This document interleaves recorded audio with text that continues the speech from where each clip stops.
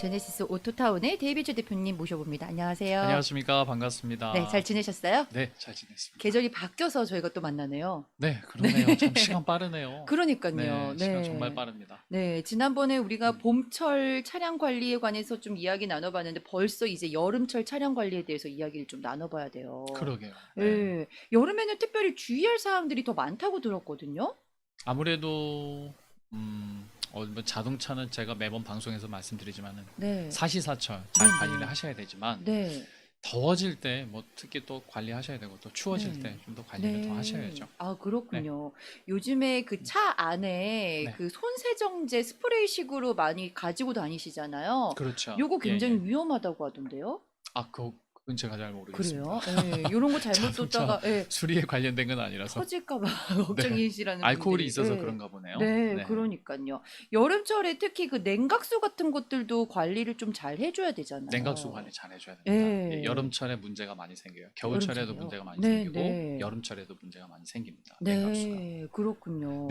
냉각수는 보통은 이제 그 레디에이터라고 그러잖아요. 네, 예, 레디에이터 캡을 보통 열진 않아요. 네, 왜냐하면은 주행 중에는 열을 받기 때문에 네, 네. 수증기가 생각보다 오픈을 할 때 엄청나게 발생합니다. 그래서 사고 네. 위험도 있고 네. 전문가가 아닌 이상은 레디에이터 캡을 직접 열어서 체크할 수 있는 방법은 잘 어. 없어요. 네네. 그렇기 때문에 보통은 이제 보조통을 확인하십니다. 네. 그 쿨렌트 레저버를 확인하시는데 네. 거기 보면은 친절하게 이 레벨이 적혀 있어요. 뭐 아. 맥시멈, 네. 미니멈, 이게 적정선이 또 네네. 화살표로 표시가 되어 있습니다. 네네. 그 정도는 확인하시고요. 네. 냉각수가 적정선 그 화살표가 지시하는데 아니면 디자인마다 다 틀리지만 네. 그 적정선을 표시해주는 그 방법들이 있습니다. 네. 그 방법대로 한번 체크를 해보셔서 만약에 적정선에서 밑에가 있다든지 아니면 음. 미니멈까지 내려와 있다든지 네. 그런다면은 냉각수를 확인을 해보셔야 됩니다. 아. 냉각수에 혹시 리킹이 있는지 어디 네. 새는 데는 없는지 네. 새는 데는 없고 자연스럽게 그냥 번해가지고 없어졌다면은 네. 그래도 채워 넣으셔야겠죠. 아, 그래서 그렇군요. 냉각수 네. 관리가 많이 중요하죠. 냉각수 관리, 네. 그다음에 배터리라든지 타이어 점검도 꼭 하셔야 되겠죠. 그렇죠. 근데 네. 여름철에는 배터리에 문제가 되는 건 많지는 않아요. 네, 네. 근데 진짜 냉각수 문제는 정말 많이 일어납니다. 아. 왜냐면은 기온도 이제 굉장히 이제 하이로 올라가잖아요. 네. 그러면은 차가 생각보다 엄청난 그 내연기관에서 엄청난 열이 발생합니다. 그 음. 이제 식혀주는 게 냉각수인데 네. 이제 한계에 도달하면은 만약에 냉각수가 네. 모자른다든지 아니면 더멀스tat 아니면은 그 온도를 지정해주는 센서들이 있어요. 예, 네. 템퍼러처 센서. 네. 예, 그런 센서들이 작동을 안 한다면은 뭐 온도는 그냥 한도 끝도 음. 없이 올라가죠. 그러면 이제 네. 엔진이 망가지는 거예요. 아, 그렇군요. 네, 보통 이 자동차를 주기적으로 이제 가서 점검하시는 분들은 요거를 꼼꼼히 살펴보시잖아요. 그렇죠. 근데 미국에 사시는 분들 중에서 집에서 좀 이렇게 관리를 하시는 분들이 은근 많더라고요. 또 그리고 예. 재밌어 하시는 분들도 네, 많고, 네. 네, 근데 이런 냉각수 이렇게 잘 음, 모르시는 분들은 네. 어떻게 해야 돼요? 아까 제가 말씀드린 네. 대로 그 그거는 레벨, 쉬워요. 예. 예, 그 레벨 확인하시는 네. 거는 일반 분들도 아주 쉽게 확인할 수 있는 방법입니다. 그리고 네. 제가 그 아까 냉각수 말씀드리면서 말씀드렸던 팁은 꼭 지키셔야 돼요. 네. 차를 운행을 했어요. 안 네. 한 상태에서 레디에이터 캡을 여시는 거는 상관없어요. 네. 그런데 운행을 조금이라도 했어요. 음. 그럼 차가 어느 정도 한 10분 이상의 운전을 한 네. 상태에서는 레디에이터 캡을 절대 바로 여시면 안 돼요. 네, 그 네. 수증기가 엄청나게 발생하기 때문에 네네. 어, 화상의 위험이 있을 수 있어요. 아, 네, 그것만 네네. 좀 조심하신다면은 네네. 냉각수 체크는 운전하시기 전에 네. 한번 보조통 한번 확인해 보시고 네. 레디에이터 캡도 열어 보셔서 네. 레디에이터 캡까지 네. 가득 차 있는지 한번 보시면은 네. 그런 뭐 그게 한번 네네. 관리의 요령이고 또 아, 한 그렇군요. 가지는 네. 차를 주차해 놓은 데에서 차를 뺐어요. 네. 그런데 밑바닥에 네. 뭐 오일이 샌 흔적이 있다든지 네네. 아니면은 뭐 좀 칼라가 있는 어떤 네. 물이 좀 샜다든지 네네. 그게 바로 이제 냉각수거든요. 아, 대부분은요. 네. 그래서 어떤 물의 종류가 네. 저기 액체의 종류가 바닥에 떨어져 있다. 네. 그러면은 한번 또 체크를 해보셔야 되는 게 또 팁이고요. 아, 그렇군요. 네, 차 밑에 이렇게 뭔가 떨어져 있는 경우 심심치 않게 봤거든요. 그렇죠. 예. 예, 예, 예. 근데 그 냉각수에 문제가 있을 수 있는 거군요. 네네. 네, 그렇습니다. 집에서 그 관리하시는 분들 계시잖아요. 네네. 어느 정도까지는 집에서 관리를 할 수 있고 어느 정도는 정비소를 꼭 가야 되나요? 어, 간단해요. 생각보다 집에서들 이제 손재주가 있으신 네. 분들이 많습니다. 네. 다 하실 수 있어요. 네. 그런데 문제는 뭐냐면 장비예요. 아. 장비 내가 어떤 수리를 하기 위해서 잠깐 그 본인의 차만 고치기 위해서 음. 장비를 비싼 장비를 구입을 하고 네. 그리고 그 잠깐 뭐 그 장비를 구입을 해서 그 타임에는 잘 고쳤어요. 네. 근데 그 수리가 또 다시 돌아온다는 게 그러니까 네. 효율적인 면에서 음. 경제적인 면에서 네네. 그 장비를 구입하려면은 장비가 생각보다 의외로 정말 많습니다. 아. 네. 메케닉들이 보유해야 될 장비가. 네네. 네, 근데 그 장비를 어떻게 다 보유하냐 이거죠. 그래서 대부분 이제 집에 가라지에서 하실 때는 네. 한계가 있어요. 아, 그렇군요. 네. 네. 그래서 본인 차에 맞는 뭐 오일 체인지 정도, 네. 오일 체인지 정도, 네. 그리고 시스템이 복잡하지 않다 그러면은 뭐 브레이크 패드 정도는 네. 바꾸시는 분들이 많이 있습니다. 아, 그렇군요. 네, 그런데 뭐 네. 냉각수에 관련된 거 음. 이런 거는 솔직히 개인적으로 하시기는 조금 좀 힘드실 힘들죠. 수 있어요. 네. 왜냐면은 어떤 분도 제가 봤냐면 음. 레디에이터 호수, 그러니까 그 냉각수에 관련된 호수는 네. 이게 좀 스페셜하게 나옵니다. 네네. 온도에 견딜 수 있게. 네. 그냥 일반 호수 껴가지고 문제돼가지고 오는 분도 봤고. 아, 그러니까 그렇군요. 네. 수리라는 게 네. 내 차의 네. 그 수리라는 게 내 생명하고도 또 직결되는 그렇죠. 거기 때문에 네. 그냥 아무 파트나 또 아. 써도 안 되는 거거든요. 아, 그렇군요. 네, 그런 분들도 네. 봤고, 아니면은 이제 서스펜션 파트 뭐죠, 샥을 바꾸다가 아니면 네. 슈트럿을 바꾸다가 네네. 이제 볼트가 뭐 어. 망가진다든지 해가지고 네. 토잉에서 오는 차들도 봤고. 아이고. 네, 그러니까 네. 장비가 문제예요. 음. 예, 장비를 다 갖출 수 없기 때문에. 네네. 한계가 있군요, 분명히. 그렇죠. 네. 아, 정말 그 요즘에 자주 봐요. 거라지에서 이렇게 막 하시는 분들 진짜 많이 보거든요, 저. 아유, 네. 그 재밌어 하시는 분들 정말 많아요. 네, 그래서 네, 너무 그 항상 취미죠. 너무 궁금했어요. 네. 존중합니다. 네, 그렇군요. 네, 질문이 있는데요. 차를 잘 알지 못하는데 생각보다 차 관리가 참 중요한 것 같습니다. 가솔린 차 관리를 어떻게 해야 될까요? 엔진 플러싱 그런 건 또 뭔가요? 이렇게 질문 주셨어요. 네, 너무 포괄적인 네. 질문이라 그냥 기본적으로 정말 간단한 팁을 드릴게요. 네. 제가 매번 방송에서도 말씀드리지만은 일반 오일 체인지는 이게 딱 맞다고는 말씀 못 드립니다. 근데 네. 보편적인 걸 제가 말씀드리는 거예요.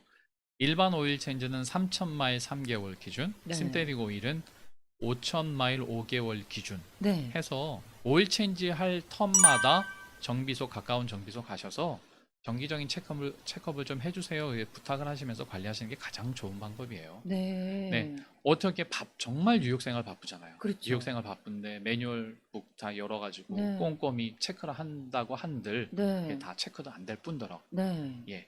전문가한테 부탁을 해서 오일 체인지 하면서 하면 웬만한 정비소들은 다 그거 웃으면서 다 도와주시거든요. 네, 그러니까 네. 그렇게 해서 부탁하시는 게 관리 요령이에요. 아, 그렇군요. 그러니까 자주 네. 일부러 가실 필요는 없지만 네. 오일 체인지는 어차피 뭐 1년에 4번, 네. 1년에 2번 네.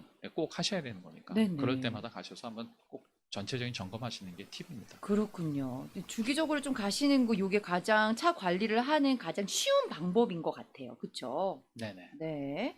그리고 하나 또 일반 분들이 하시기 편한 거는 네. 에어 필터. 에어 필터요? 에어 필터랑 AC 캐빈 필터. 네. 요거는 일반 분들도 많이 하십니다. 아. 그 에어 덕트 안에 네네. 그 차량이 이제 그 내연기관의 시스템이 그 엔진 실린더 안에 가스가 들어가고 네. 에어가 들어가잖아요. 네. 그 에어를 일차적으로 컨트롤 해주는 부분이 이제 에어 덕트입니다. 네. 덕트 안에 이제 에어 필터가 들어가는데 그 에어 필터가 보통 한 2만 마일 2년 주기로는 바꾸시는 게 상식이에요. 네. 네, 굉장히 더러워지거든요. 네네. 그 제가 말씀드린 텀이 지나면은. 네. 그래서 그렇게 좀 관리해 주셔야 되고. 그리고 AC 캐빈 필터는 실내 공기 들어가는 그 네. 필터링을 해주는 겁니다. 네네. 즉 우리가 운전하면서 뭐 히터를 튼다든지 그다음에 AC를 튼다든지 네. 그럴 때마다 그 필터를 거쳐가지고 이제 에어가 이 안으로 차량 안으로 들어오게 되는 거죠. 네. 그 필터링을 해주는 게 AC 캐빈 필터인데 그것도 주기는 똑같아요. 어차피 네. 공기가 가면서 이제 필터링을 해주는 거니까 네. 2년 2년. 그리고 2만 마일 정도 네. 예, 바꾸시는 게 안전합니다. 아, 그렇군요. 네. 질문을 또 한 가지 들어볼게요. 2012년 닛산 센트라를 가지고 있습니다. 집 주변 가까운 지역들만 주로 다녀서 주행 거리가 6개월에 3,000마일이 되지 않아요. 보통 6개월에 한 번 오일 체인지를 했는데요. 이번 코로나 때문에 더욱 다닐 일이 없다 보니 마지막으로 오일 체인지한 지가 1년이 됐습니다. 주행 거리는 마지막 오일 체인지 이후 2,000마일도 안 되는데 3,000마일이나 6개월에 한 번은 체인지를 해야 한다던데 빨리 가서 서비스를 받아야 하나요? 라고 하셨어요. 네. 1년이 넘으셨대요. 오일 네. 체인지 한 지가. 아까도 네. 말씀드렸다시피 차가 이제 연식이 얼마 안 됐으면, 네. 그러니까 연식이 얼마 안 됐다는 기준은 리스 차량 기준입니다. 그러니까 네. 리스가 보통 한 3년 정도 되잖아요. 네네. 한 3년 정도 자동차가 제작이 되고 제작 그 연도수에서 한 3년까지는 보통 이제 새 차로 칩니다. 네. 그 차량들은 보통 오일 체인지 텀을 놓치시더라도 네. 큰 차이는 없어요. 네네. 바로 티는 안 나죠. 네. 그러니까 우리도 어렸을 때 뭐 호르몬 분비가 이제 네. 왕성하고 네. 이럴 때는 뭐 어디 다쳐도 금방 낫고 뭐 네. 이러잖아요. 그렇죠. 자동차도 똑같습니다. 아, 처음에 네. 제작되고 한 3년 동안은 뭐 별 차이 없어요. 네. 오일 체인지를 텀을 좀 늦게 한들, 그리고 오일 체인지 할 때 그 맞는 오일을 꼭 안 하시더라도 큰 차이는 또 없습니다. 네. 그런데 이제 그게 이제 연식이 지남에 따라서 그리고 마일수가 됨에 따라서 네. 이제 자동차가 티가 나는 거죠. 아. 네. 그래서 그렇군요. 똑같습니다. 사람 네. 몸하고 똑같아요. 저희가 어렸을 때 건강 관리 안 하면 뭐 늙어서 고생하죠. 차마 그 말을 못 했는데 네, 그런 말들을 많이 하시잖아요. 네. 똑같아요. 차량도 아, 초반부터 진짜 꼼꼼하게 점검 안 하시면 나중에는 그 차를 이제 오랫동안 못 쓰시게 되는 결론이 네. 생깁니다. 그렇군요. 이렇게 주행 거리가 얼마 되지 않고 뭐 이렇게 됐다고 해도 좀 주기적으로 계속 관리는 하셔야 되는 거예요. 개월수도 중요하거든요. 네. 그러니까 오랫동안 세워놨어요. 네. 그럼 마일을 안 뛰잖아요. 그렇죠. 하지만 개월은 날짜는 이제 하루하루 지나가는 거니까. 네네. 그러면은 뭐 찌꺼기가 아무래도 그 엔진룸 안에 찌꺼기가 덜 남는 건 사실이지만 네. 그래도 찌꺼기는 남아요. 네. 그래서 이제 한 번씩 한 3개월에 한 번씩 일반 오일은 네. 그리고 5개월에 한 번씩 심테틱 오일은 네. 한 번씩 교체해주면서 깨끗하게 네네. 해놓는 게 아, 아무래도 좋죠. 그렇죠. 네, 그렇게 하면서 네. 또 이제 차 점검을 아, 네. 자주 하시는 게 좋다고 말씀드렸으니까. 네, 네. 네. 이렇게 오랫동안 차 안 운행하고 세워두면, 내 차는 뭐 운전도 안 하고 그러니까 괜찮지 않을까? 이런 생각 많이 하실 것 같아요. 작년이 이제 코로나가 이제 한참일 때, 네. 저희뿐만 아니라 정비소들이 많이 바빴을 거예요. 네. 왜냐하면 네. 차라는 게 기계이기 때문에 네. 오래 세워두면 네. 오히려 더 망가집니다. 아, 이 이제 자동차의 기관들이 네. 원활하게 네. 움직여주면서 작동을 해야 오래 쓸 수 있는 건데 아, 그렇지 않으면 이제 다 고정돼 있고 네네. 녹슬고 그러면서 이제 뭐 드라이 되고 네. 이러면서 이제 문제가 생기는 거죠. 그래서 장기 출장 가시는 네. 분들은 일부러라도 좀 부탁해서 자주자주 시동 걸어주고 이런 거 좀 네, 부탁하시나 그 봐요. 지혜로운 방법입니다. 네. 그래서 한 일주일에 만약에 장기간 어디 가시더라도 누구한테 부탁하실 수 있으면 네. 일주일에 두세 번은 네. 하루에 10분 이상 네. 운전을 해주시는 게 네. 좋아요. 아, 그렇군요. 네, 그렇게 해야지 그 브레이크 시스템도 네. 러스티하지 않고 네. 원활하게 돌아가게 되고 네. 그다음에 뭐 내연기관의 각종 기능들도 다 음. 원활하게 돌아가게 됩니다. 그렇군요. 차를 그냥 가만히 세워둔다고 계속 좋은 상태로 유지되는 건 아니군요. 네, 뭐 똑같습니다. 아까 네. 뭐 사람 몸하고 네, 네. 제가 비교했는데 네. 사람 몸도 가만히 있으면은 그렇죠. 안 된다고 하잖아요. 그렇죠. 제가 의사는 움직여줘야죠. 아니지만 네. 네. 똑같군요. 네. 네. 자, 요즘에 어떠한 어떠한 분들이 많이 찾아오시나요? 요즘 좀 그 사건 사고가 많아요. 사건, 사고요? 네, 어떤 사건 사고냐면 도난 사건. 도난 사건. 네. 자동차 도난 사건도 있지만은 그 자동차의 부품을 떼가는 부품까지요? 네, 제가 많이, 타이어를 훔쳐갔다는 얘기는 많이 들어봤어요. 그거는 많이 있었죠. 많이 예, 있었군요. 예. 예. 저희도 뭐 한 달에 한 번 정도 아니면 아, 두 번 정도는 네. 타이어 그 네. 림하고 같이 네. 벽돌 세워놓고 네. 훔쳐가는. 당한 적 있거든요. 예. 직접요. 네. 아, 그러시구나. 네. 갑자기 네. 눈물이 나네요. 그런데 부품을 이제 떼어간다고요? 네네. 네. 전화가 잠깐 들어와서요. 잠시만요. 네, 안녕하세요. 생활상담입니다. 네, 수고하십니다. 네. 2014년 네. 여보세요? 네, 말씀하세요. 2014년 시백인데요. 네. 뭐냐면 배터리를 빼면 컴퓨터가 지워집니까? 네. 아 그러니까 바로 저 리셋이 돼버리죠, 선생님. 아, 그러면 검사가 안 되죠. 인스펙션 말씀하시나요? 스테이트 예, 예. 인스펙션이요? 네. 네. 스테이트 인스펙션을 다시 하실 거면 배럴리를 뺐다가 낀 다음에 한 60마일에서 80마일 정도를 달려야 그 리셋을 받아들입니다, 차가. 그때 아, 스테이트 예. 인스펙션이 가능하세요. 아, 60마일을 70마일이요? 네, 그러면 이것도 그걸 그냥 통상적인 떼고- 걸 말씀드리는 거고요. 네, 어떤 네. 차들은 뭐 200마일 정도 달리셔야 되는 차들도 있고 어떤 차들은 한 2, 30마일만 달려도 그 리셋이 되는 차들도 있고요. 아, 그러면 우리가 배터리를 빼가지고 배터리를 갈았다. 그러면은 이제 한 80마일이나 100마일 뛰면 검사가 됩니까? 예, 보통 통상적으로는 그렇게 됩니다. 아, 그러면 서비스 공장에서 이렇게 조정 안 해주세요? 그건 조정할 수 있는 부분이 아닙니다. 서비스 아, 공장에서는 그냥 리셋만 해드리는 거고요.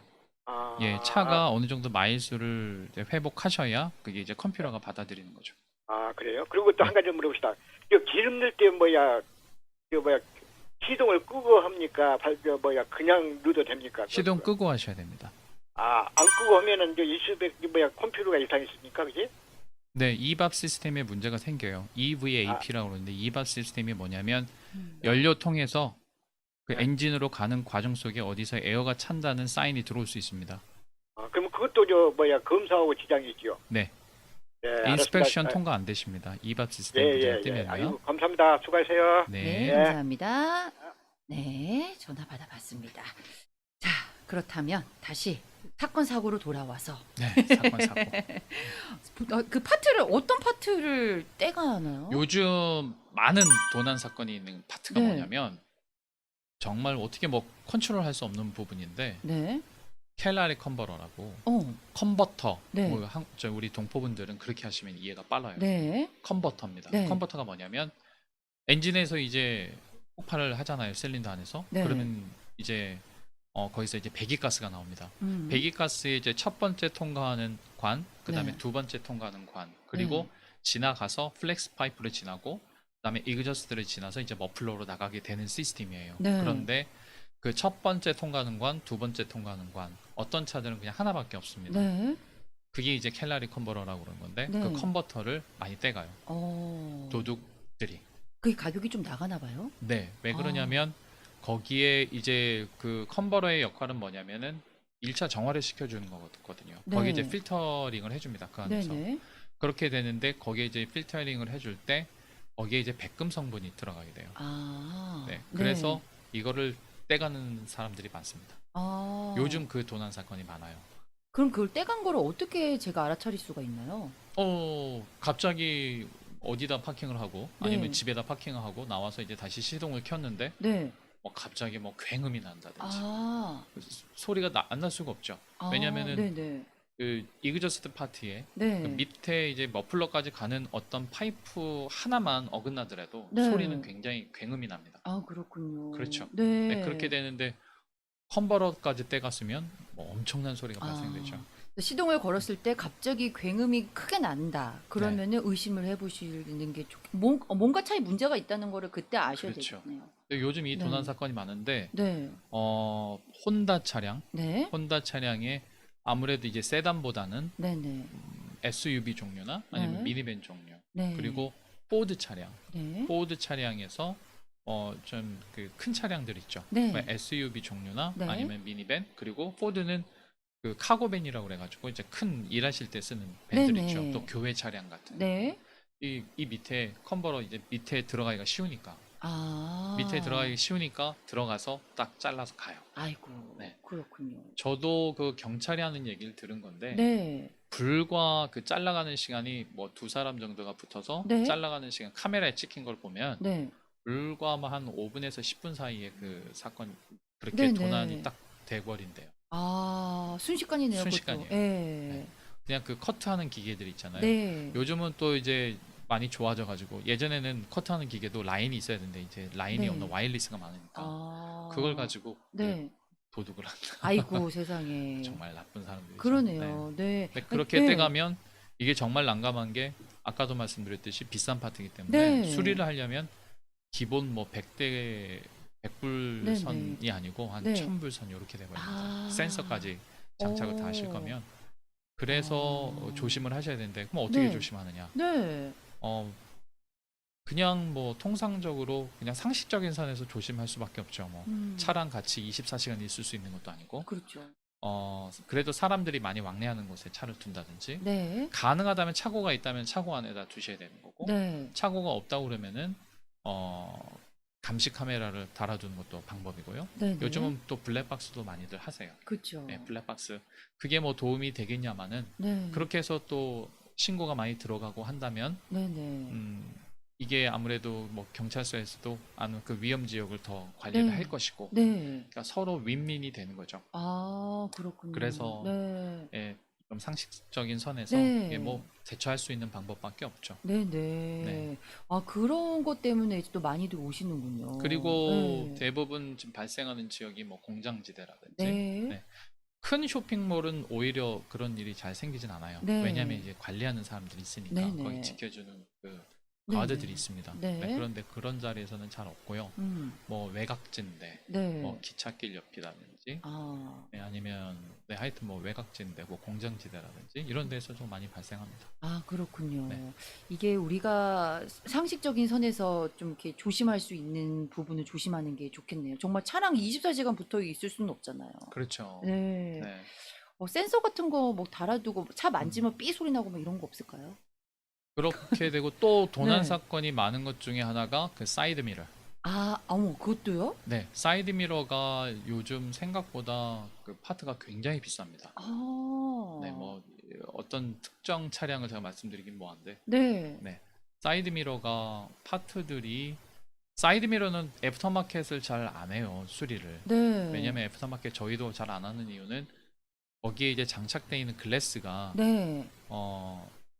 이게 애프터마켓 썼을 때 그게 이제 흔들리는 경우가 있어요. 네. 네, 그거를 이제 커버하기 위해서 대부분 사이드 미러 같은 경우에는 보통 그 딜러 OEM 딜러 파트를 많이 씁니다. 네. 근데 OEM 딜러 파트가 굉장히 비싸요. 네. 네. 아, 보통 어떤 차량들은 그러니까 제가 말씀드리는 건 이제 뭐 유로피안 차량 말고도 네. 일본 차량들도 네.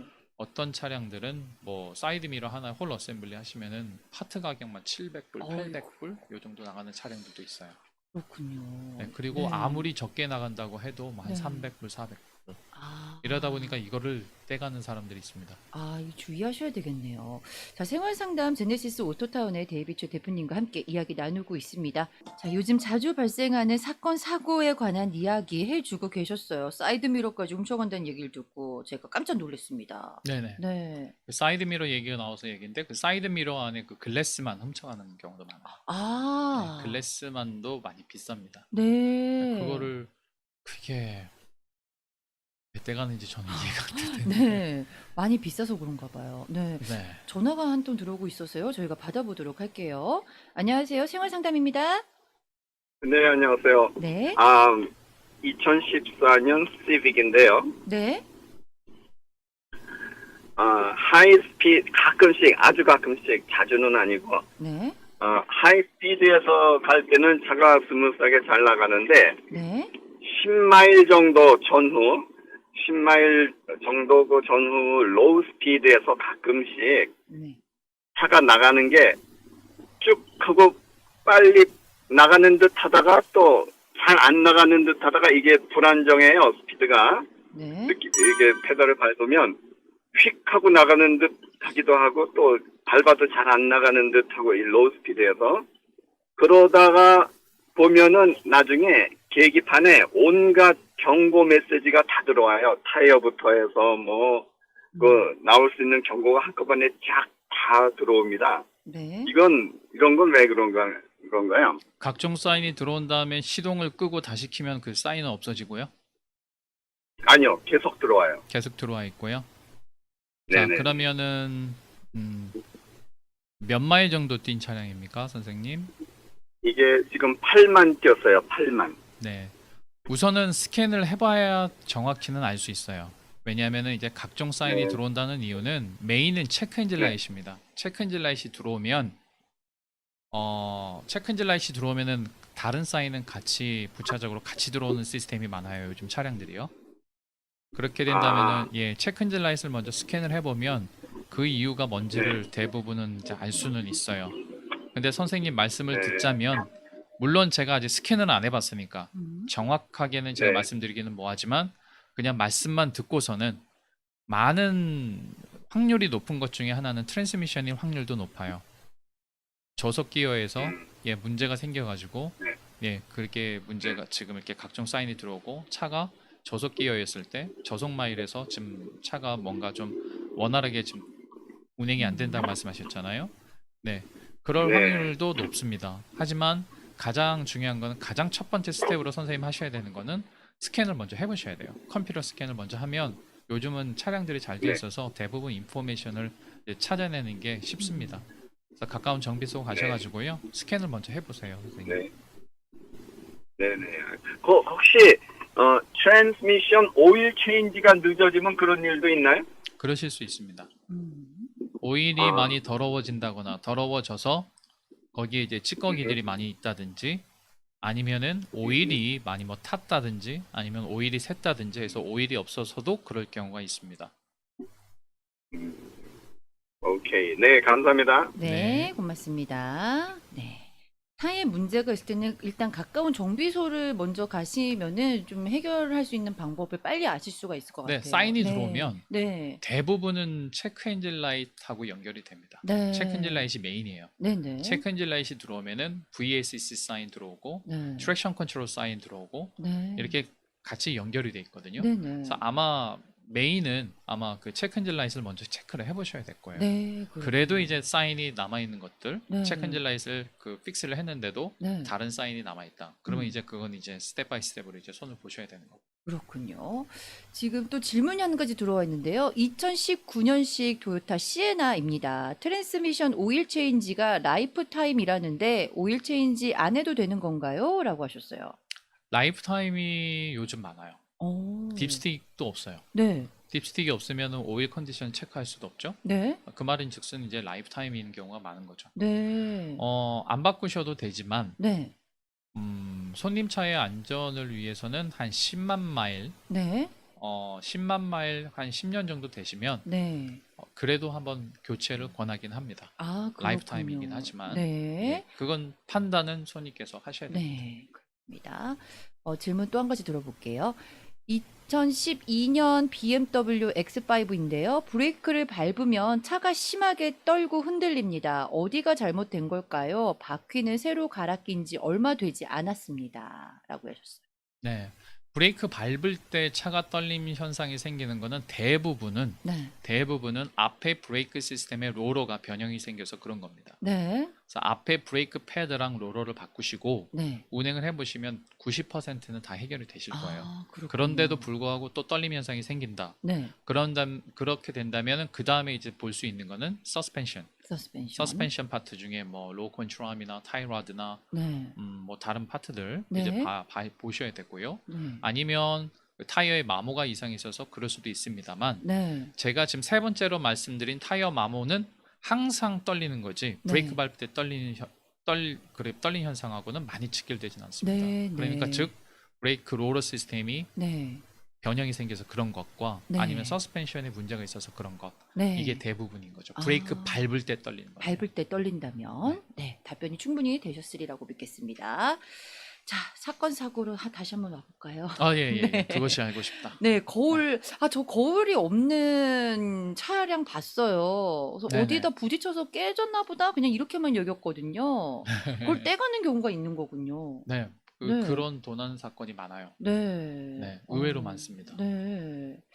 그래서 내가 자주 가지 않았던 곳에 네. 생소한 곳에 가실 때는 네. 그래도 한번 주의를 살펴보셔서 네네. 그래도 조금 우리가 이게 그 상식선이 있잖아요. 그렇죠. 네, 그래도 이쪽은 조금 음. 안전할 것 같아 네네. 하는 쪽에다가 이제 주차를 하시는 게 네. 그럼 저한테 이제 반문을 합니다. 그럼 음. 그걸 어떻게 알 수 있습니까? 그럼 제가 답을 드릴 수는 없지만 네. 네.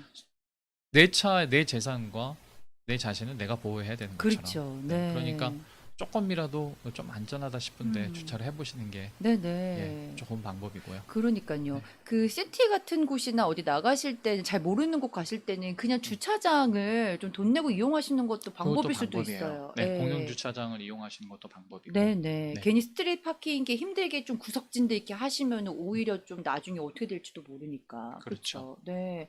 그리고 또, 예. 엠블럼도 많이 떼가고. 아, 그건 네. 왜 떼가죠? 제가 알 수가 네. 없는 아, 부분인데. 예전에 네네. 한국에서 S대학에 가려면은 특정 브랜드 앞부분 S를 떼가면 된다라고 해서 한참 네. 그게 떼져 가고 예. 아예 그 S만 따로 팔기도 네, 했어요. 저도 그런 네. 얘기 들었었어요. 그렇죠. 네. 그래서 뭐 그 엠블렘을 떼가면 뭐 좋은 일 있나요? 글쎄요. 와이퍼 블레이드 떼가는 아, 진짜요? 거고. 별걸 다 떼가는군요. 네네네. 여태까지 보셨던 것 중에 이거는 왜 가져갔지 싶으신 거 혹시 있으세요? 그건 제가 생각해도 이제 이 사건은 네. 이 사건은 지금 굉장히 형사님 같으세요. 예, 이 사건은 말입니다. 네. 네. 예전부터 지금까지 계속 있는 사건이에요. 네. 뭐냐면 아까 잠깐 말씀하셨지만 네. 림하고 타이어 가져가는 거. 아. 이거는 정말 황당해요. 근데 그게 이거를- 비싼가요? 네, 비쌉니다. 아, 비싸군요. 림이 그 오리지널 그 OEM 딜러 파트로 하실 거면 한 보통 한 4,500불에서 하나당 네. 아. 어떤 건 1,000불, 2,000불이 넘어가는 게 있어요. 그러다 보니까 이거를 4개를 다 떼가면은 네. 이게 전 2개 떼갔어요. 네. 아니 근데 되게 재밌는 게요. 그 타깃이 있나 봐요. 네. 이 브랜드의 이 차량의 바퀴를 떼가자 뭐 다 같이 운동을 하는 건지 그때 여러 정비소를 갔는데 그 타이어만 구하기가 힘들다 그러더라고요. 제가 참 특정 희한- 차량이 있어요. 네. 저희도 저희 매장에 이제 수리 의뢰가 들어오니까. 그런데 네. 이걸 계속 말씀드리면 딜러분들이 또 싫어하시고 네. 말씀은 못 드릴 것 같고 네. 있어요. 특정 차량이. 아, 그렇군요. 네. 그래서 굳이 알고 싶으시면 매장에 찾아오셔서 아니 뭐 찾아오시면 어떤 차량입니까? 전화 주세요. 네. 그러면은 제 개인적인 소견으로 네네. 그냥 넌지시 네, 말씀드리겠습니다. 그렇군요. 왜냐면은 본인 차량이 그 브랜드 차량이라면 조금 더 조심을 하시면 좋잖아요. 그럼요. 그쵸? 네. 그리고 윌라키를 일부러 하신 분들도 있는데 네네. 윌라키도 떼가는 게 이제 잠깐 시간만 더 아. 소요될 뿐 아, 다 그것도 떼가요. 떼가요? 그러면은 그래서 어떤 지혜로운 분들은 네, 바퀴 하나당 윌라키를 하나를 설치하는데 네, 그 이제 보통 이제 그 스포크라고 그러죠. 네. 스포크에 따라서 그 럭넛이 그 구멍이 정해지는데 네, 5개가 요즘 일반입니다. 네. 근데 큰 차량들은 이제 6구멍이고요. 네. 이 5개를 전부 다 윌락으로 바꾸시는 오! 분들도 있어요. 네, 근데 성격이 굉장히 꼼꼼해야 돼요. 네, 그렇게 설치를 해놓고 이제 내가 이제 뭐 돈 안 당하지 않겠지. 네. 잘 안 떼갑니다. 그 정도 되면. 네네. 그런데 이제 윌락 키를 잊어버리시는 경우가 아, 있어요. 그렇군요. 아, 제가 그런 여러모로 것도 좀 힘드네요. 그런 걸 좀 봤어요. 아, 내가 좀 꼼꼼하다, 네. 관리를 잘할 수 있다, 그럼 네. 윌락 키로 다 바꾸시는 것도 방법이긴 합니다. 아, 그렇군요. 근데 이제 마음을 작정하고 떼가려고 하는 사람을 또 이길 수는 없어요. 예, 그런 말 있죠. 네. 그래서 우리가 조금 더 주의 깊게 아까 말씀하신 대로 모르는 곳에 갔을 때 파킹하실 때 좀 주의하시고 좀 흐미진 곳보다는 사람의 왕래가 있는 곳에 차를 그렇죠. 대시고 이런 것들 또 앞에 블랙박스 같은 거 설치하시고 이런 것도 좋을 것 같습니다. 요즘에 전기차들이 굉장히 많이 나오고 있잖아요. 네. 네. 잠깐 그 사고 부분 하나만 아, 네네네. 워낙에 많아가지고 네, 해주세요. 네. 타이어요. 네. 타이어의 그 사이드월, 네. 사이드월에 미세하게 네. 구멍 내놓는 사람들이 있습니다. 아. 그러니까 은행 같은 데 가실 때는 좀 조심하셔야 돼요. 그러니까 저희 매장에서도 제가 이제 경찰한테 들은 얘기도 있고 네. 그리고 저희 매장에 오신 분들 중에 대부분은 아니지만 그래도 많은 분들이 이제 뭐 네. 은행이나 네. 쇼핑몰이나 네. 뭐 이런 데 가셨다가 잠깐 세워두시고 차를 빼려고 그러는데 좀 공기압이 좀 낮아져서 네. 오시는 분들이 있어요. 아. 그게 왜 그러냐면은 타이어를 사이드월을 미세하게 네. 구멍 내놓고 네. 거기에 이제 운전자가 신경을 쓴 사이에 이제 아. 하는 거죠. 그렇군요. 스틸을 하는 겁니다. 근데 저같이 무딘 사람은 안 통하겠네요. 방송으로 제가 막 도둑놈 얘기하고 싶은데 네, 한번 아, 이렇게 정말요? 얘기하고 네. 다음 얘기 안 할게요. 저는 타이어의 그 압이 13까지 떨어질 때까지 모르고 다녔던 사람이기 때문에 저한테는 안 통하겠네요. 네, 저처럼 이렇게 무지하게 하시면 안 되고요. 이런 것들도 좀 알아두셨다가 좀 이렇게 네네. 대비를 하시면 좋을 것 같아요. 네. 네. 전기차 이야기로 넘어가 볼까요? 네, 전기차. 네. 전기차 요즘 많이들 정말 네. 관심들을 가져 하십니다. 그리고 여러 네. 브랜드에서 앞을 다투어서 전기차를 내놓고 있어요. 그쵸. 네. 요즘 이제 전기차로 시스템이 바뀌지 않으면 이제 살아남기도 힘들 거고. 네. 네. 그럼 전기차의 장점이 무엇이냐? 근데 네. 많이들 이제 공부하시는데 이런 질문들을 많이 하세요. 많이 하시는 질문 중에 가장 탑을 먼저 말씀드리면 네. 브레이크 시스템. 음. 브레이크 시스템의 전기차도 유압으로 가는 건 맞습니다. 네. 유압으로 가는데 이제 어떤 특정 차량에게 말씀드려도 되나? 어찌됐건 네, 전기 네. 자동차를 쓰시는데 브레이크가 정말 안 닿아요. 네. 신기하죠? 네. 아니 그래도 바퀴는 굴러가는데 그렇죠. 브레이크는 밟을 텐데 네. 그러면은 같은 시스템이라고 해도 네. 왜 전기차들은 브레이크가 안 닿지? 이렇게 그러니까요. 질문하시는 분들이 많습니다. 네. 보통 반영구적으로 쓰실 수도 있어요, 전기차는. 네. 그러니까 브레이크 패드를 안 바꾸셔도 되는 차량들도 있습니다. 네. 그럼 이게 원리가 뭐냐 이거죠. 네. 그걸 제가 잠깐 네. 말씀드리면 네. 전기차는 브레이크 밟을 때 어차피 모로로 지금 작동이 되는 거잖아요, 엔진이요. 네. 그걸 역으로 작동시켜 버립니다. 어. 그래서 대부분의 마찰을 거기에서 다 커버를 해줘요. 네. 그리고 이제 마지막에 잠깐 쓸 때 이제 패드가 작동돼서 이제 안전하게 세우는 겁니다. 네. 그렇기 때문에 보통 내연기관의 차량들은 대부분 유압이고요. 네. 요즘은 이제 유러피안과 요즘 나오는 차량들은 일본 차량들도 대부분 뒤쪽에는 네. 유압과 일렉트릭 시스템이 있습니다. 네. 일렉트릭 시스템이 있는데도 불구하고 보통 내연기관 차량들은 그 브레이크 패드가 보통은 한 2만 마일에서 3만 마일 정도 쓰시면은 네. 예, 교체를 하셔야 돼요. 주기가. 네네. 근데 전기 자동차는 그렇지 않죠. 그래서 이제 질문하시거든요. 네. 이게 저는 이거 한 7만 마일, 8만 마일 썼어요. 네. 브레이크 패드를 바꾼 적이 없어요. 네. 왜 그렇죠? 네, 바로 그런 이유입니다. 그렇군요. 대부분 이제 오류를 역작용 시켜가지고 네. 아까도 말씀드렸다시피 마찰을 대부분 잡아요. 전기 네, 자동차는. 네. 그래서 패드가 다를 일이 거의 없다는 거죠. 그럼 전기 자동차는 어떤 부분을 정비를 해야 돼요? 파트가요. 보통은 이 내연기관의 차량들은 한 2,000개의 파트를 바꾸셔야 됩니다. 네. 내 차를 구입을 하고 이제 폐차할 때까지 보통 이제 뭐 소모품도 많고 네. 지나다 보니까 뭐 이제 더 이제 뭐 낡아지는 것들, 네네. 뭐 파토를 이렇게 부딪히면서 이렇게 대처해야 되는 것들, 네네. 보통을 이렇게 평균으로 잡아봤더니 한 2,000개 정도 된다 그래요. 네. 많네요. 이제 뭐 이제 자료를 제가 보통 보고 말씀드리는 건데 전기 자동차는 불과 한 20개도 안 됩니다. 그러니까 이 관리 비용이 굉장히 줄어드는 거죠. 네. 한 10분의 1, 9분의 1 정도. 네네. 네, 보통 내연기관의 차량보다. 네. 네. 그리고 인스펙션도 세이프티 인스펙션만 받을 수 있어요. 그래요? 전기 자동차는. 네. 그러니까 뭐 체크가 필요 없다는 얘기죠. 네네. 네, 그 정도로 전기 자동차의 장점이 많아요. 그럼 이 방송 들으시는 분들이 그러면은 나도 전기차로 바꿔야 되겠네라고 생각을 갑자기 하실 수도 있거든요. 저도 갑자기 그런 생각이 들고. 뭐 많이들 그렇게 네. 생각하고 계실 거예요. 네. 그래서 서부 쪽은 지금 전기 자동차가 많이 보급되어 있는 게 사실이고 네네. 동부 쪽은 아직 그렇게는 안 돼 있지만은 네. 그리고 전기 자동차의 제가 이런다고 그래가지고 뭐 전기 자동차를 뭐 판매하거나 이러진 않습니다. 네, 워낙에 궁금해하시는 분들이 맞아요. 많기 때문에 네. 근데 제가 매번 매장에서 또 매번 설명드리기도 좀 네. 목이 아프고 네네. 이제 방송을 할 때 한번 제가 짚고 넘어가야겠다 이렇게 네. 생각을 한 것뿐이에요. 네. 전기 자동차의 순간 가속력은 내연기관 차량보다 빠른 건 사실입니다. 네네. 이 제가 말씀드린 거는 유튜브 뭐 보시면은 그런 자료들이 정말 네네. 부지기수로 많아요. 네. 어떻게 모로로 가는 게 개솔린으로 가는 것보다 더 빠를 수 있지, 순간 가속도가 네. 높아질 수 있지. 네. 바로 트랜스미션의 차이입니다. 아. 보통 내연기관의 차량은 트랜스미션의 그 기관의 도움을 받아야 네. 이게 가속이 붙어요. 네네. 그렇겠죠? 네. 1단부터 뭐 5단까지. 근데 전기 자동차는 그 트랜스미션이 없습니다. 네.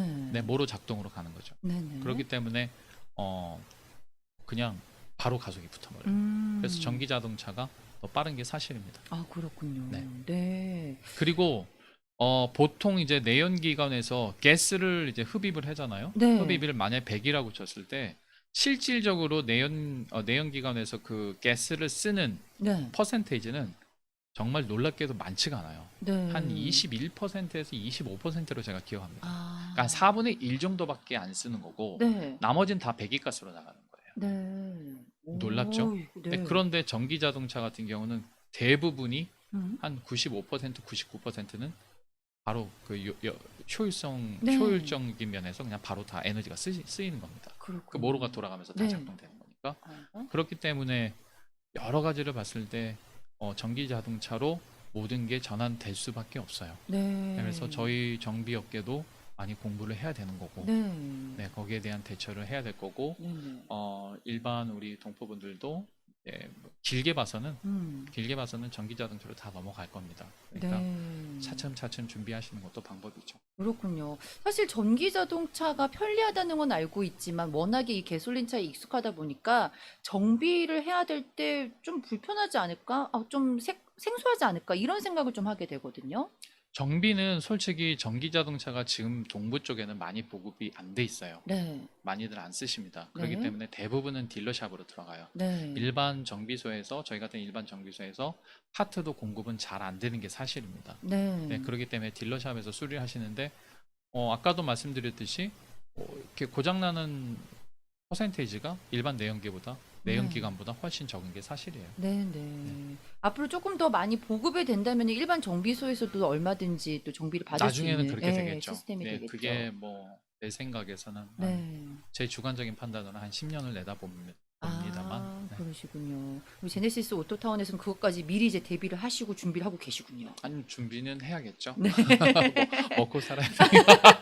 아니 항상 이렇게 공부를 많이 하시는 것 같아요. 아닙니다. 뭐 먹고 살려. 아니, 아니 정말 제가 지금 이게 이 방송을 하면서 제네시스 오토타운에서 오신 분인지 박사님이신지 아니에요. 네. 저희 매장에는 전기 자동차가 지금 들어오는 퍼센테이지로 따지자면 네. 수리로 네, 네. 들어오는 거는 1%도 안 됩니다. 네. 지금은 뭐 전부 다 내연기관 차량이에요. 네, 네. 그리고 하이브리드 차량도 대부분 이제 수리하시는 게 내연기관하고 비슷하고요. 네. 다만 이제 전기로만 이제 가는 차량들은 좀 음. 시스템이 굉장히 많이 단순화되는 게 사실입니다. 그렇군요. 네. 아무래도 정비소에 오시면은 또 이제 한국 정비소 좋은 점이 이런저런 이야기 좀 나누시고 바쁘신 시간 피해서 가면은 그렇죠. 정말 네. 질문을 많이 하세요. 그렇죠. 네, 그래서 네. 전기차에 관한 이야기도 많이 물어보시고 네. 여러 가지 물어보시나 전기 봐요. 자동차 관심인데 살까요 말까요? 아. 저는 이거 사라고 말씀드리기 절대 아닙니다. 네네. 네, 그냥 장점과 단점을 말씀드린 거고 네. 단점을 말씀 안 드렸구나. 네. 나중에 방송할 때 단점도 말씀드릴게요. 단점도 있겠죠, 물론. 그렇죠. 네. 일단 정말 많은 분들이 차량을 정비할 때 잘 차를 모르시는 분들이 하시는 고민이 저도 그래요. 딜러샵을 가야 할까? 아니면 그냥 정비소를 가도 될까? 네, 네. 그건 제가 저번 방송에서도 말씀드렸는데 네. 쉽게 생각하세요. 그러니까 일반 정비소가 그냥 의원이라고 생각하시면 되고 네.